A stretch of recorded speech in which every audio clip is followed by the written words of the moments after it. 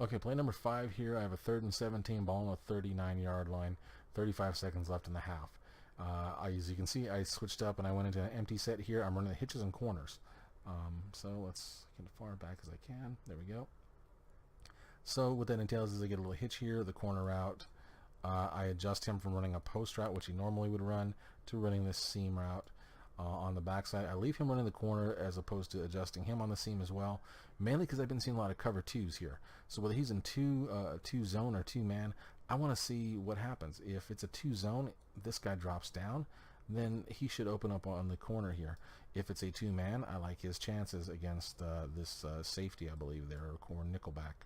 And then I make the adjustment here from going from a hitch to running the corner here, just because I like to have that under guy on the inside. So if it's a zone, this could open up as well, especially against the cover two. Well, this too if it's a Tampa.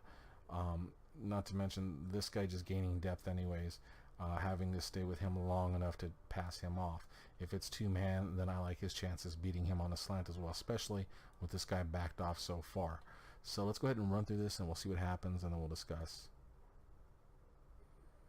So right off the bat, it's two man, as you can see. He's staying with him. He's staying with him. He's already got his back to the quarterback. Same thing here. So what I'm looking for here is him. That's Des Bryant right there in this number 3 spot. I like his chances one-on-one. What I'm going to end up doing is trying to throw him inside here, get inside that safety so that I can make a big play.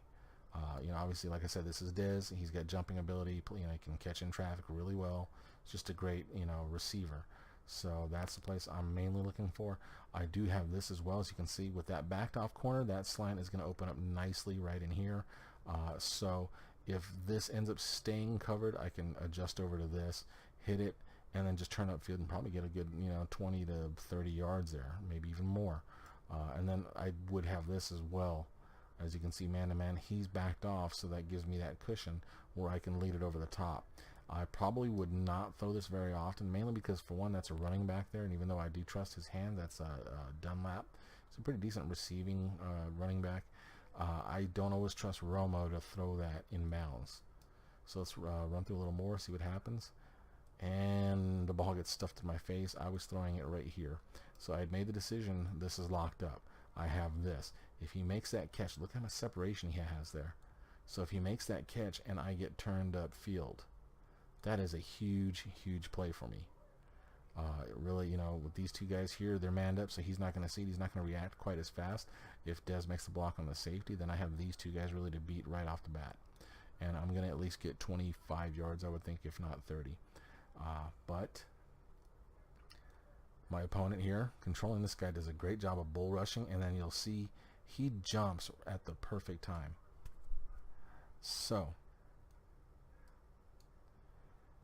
as far as grades go, success obviously is 0 for me.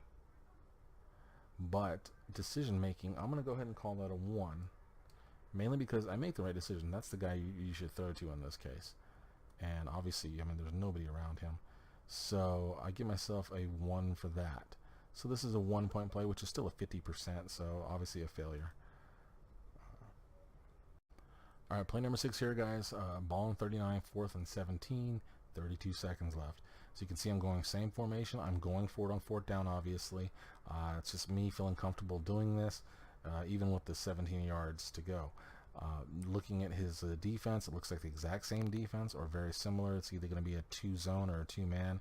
That's why I came back to this in the first place, is I wanted to test this. I wanted to see if I could get that slant again, because obviously it was wide open. So I decided, well, let's see what he's doing here, because he's been running the same stuff all day. So that's what I'm looking for. The one adjustment I make differently here, instead of leaving him on his corner, I send him on the seam here just because I want to really make sure this guy clears, and same thing with him. So we'll go ahead and run through this and then we'll discuss it. So right off the bat, as you can see, both safeties and slot corners there, or in this case linebacker, they're bracketing my 2 seam routes, which is fine by me because this is the guy I want to hit. As you can see, there is nothing in the middle of the field here. He's got him beat by a good 3 to 4 yards, or 4 to 5 yards actually. I let it rip, make the catch, turn it up, and get myself 20 yards on the play. So obviously grade-wise, this is a 3-point play. I get success out of this, good decision-making, and I get the big play. You know, obviously get a first down too, which is huge in this case.